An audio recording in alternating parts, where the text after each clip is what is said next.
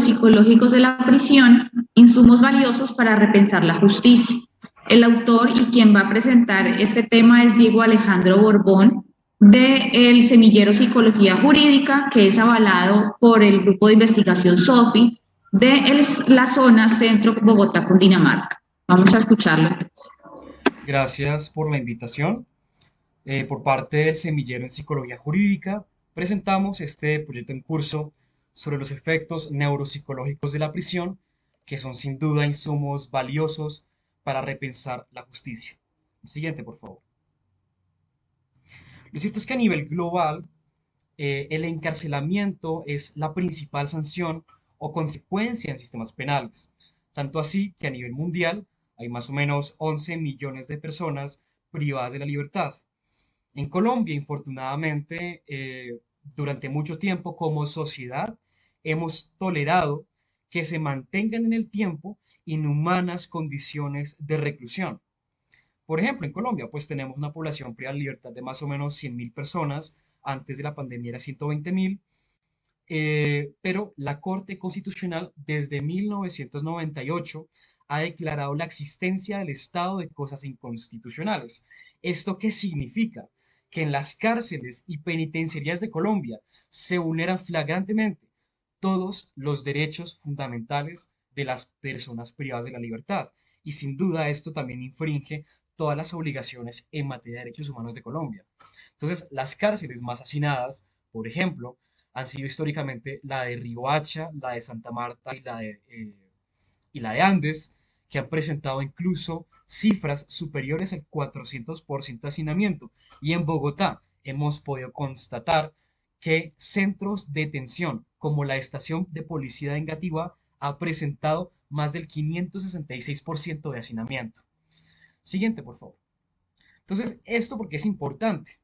Porque podemos pasar a una reflexión sobre los efectos neuropsicológicos de la prisión. Es un estudio muy interesante de Meyers et al. De 2018 que nos muestra que en una prisión de Ámsterdam, o sea, en un país desarrollado, ¿no? Tan solo 3 meses de prisión condujo a una significativa reducción del autocontrol, eh, también a una reducción de la atención en la población estudiada. Esto también con las áreas neurológicas específicas nos muestra algo interesante, y es que los presos liberados después de un periodo de reclusión pueden ser menos capaces de llevar una vida legal que antes de su encarcelamiento. Es decir, estar más propensos a comportamientos de riesgo impulsivos que terminan a la larga aumentando la reincidencia. En población penitenciaria, por ejemplo, las estadísticas sobre trastornos mentales indican que en prisiones los trastornos mentales son hasta 7 veces más prevalentes que en la población general. Pasemos al siguiente, por favor. En Colombia, si bien no tenemos tantos estudios rigurosos, sí hay algunos que nos muestran algunas señales de los efectos adversos de la prisión. Por ejemplo, Mojica y otros en el 2009 concluyeron que el 20% de los participantes en una cárcel colombiana presentaba riesgo suicida. Ruiz y otros en el 2002 encontraron que hasta el 17% de la población en 5 prisiones en Bogotá indicó haber en la práctica realizado comportamientos autolesivos, tener fantasías con el suicidio o haber tenido en cuenta intentos concretos de quitarse la vida mientras estaban recluidos. Uribe y otros en el 2012 encontraron que sobre la depresión en una cárcel de Bucaramanga se encontró que hasta el 17% podía diagnosticarse con depresión y más del 40% como rasgo. Entonces pasemos al siguiente, por favor. Este proyecto, ¿qué ha encontrado? Y es que el diagnóstico es completamente alarmante. En las prisiones de Colombia se vulnera de manera flagrante todos los estándares mínimos de vida digna en reclusión y se infringen obligaciones internacionales de protección de derechos humanos. Y esto, como tal, no es una opinión, sino que por lo menos en 3 sentencias estructurales, la Corte Constitucional de Colombia ha declarado en la sentencia T-153 del 98, T-388 2013 IT 762 de 2015, que todos los derechos de los privados de libertad se vulneran en las cárceles.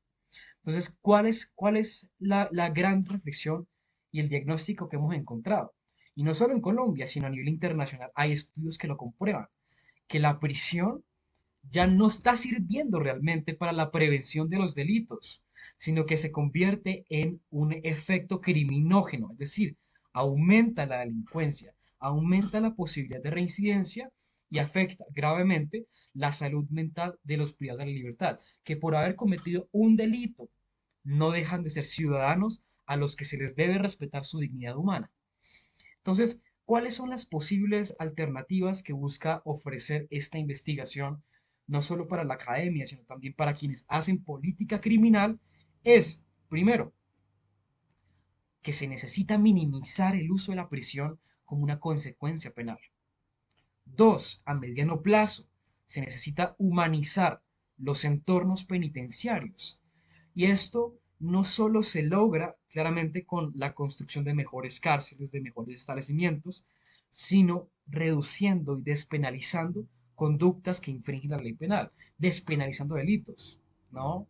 De otra forma, no se puede reducir la población penitenciaria, que el hacinamiento carcelario es la principal causa de vulneración de derechos en las cárceles.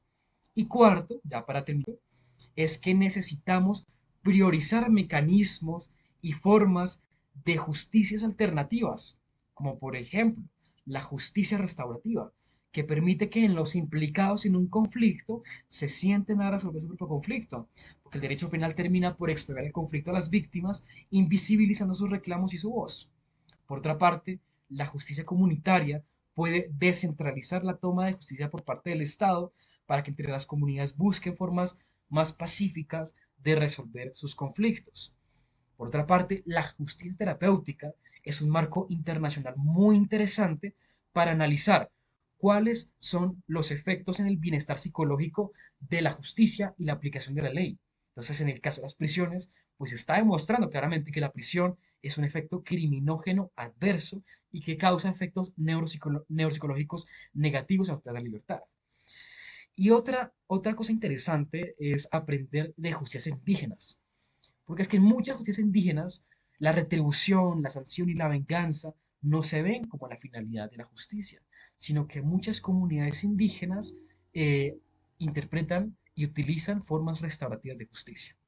Entonces, con eso termino la presentación, haciendo un llamado a la comunidad académica en general a que repensemos lo que tenemos, porque sin duda la prisión, además de que indudablemente no está cumpliendo funciones de prevención, está aumentando las posibilidades de que se reinciden la delincuencia. Y eso es el propósito de nuestro proyecto que ya está en curso y pronto arrojará los resultados. Muchísimas gracias.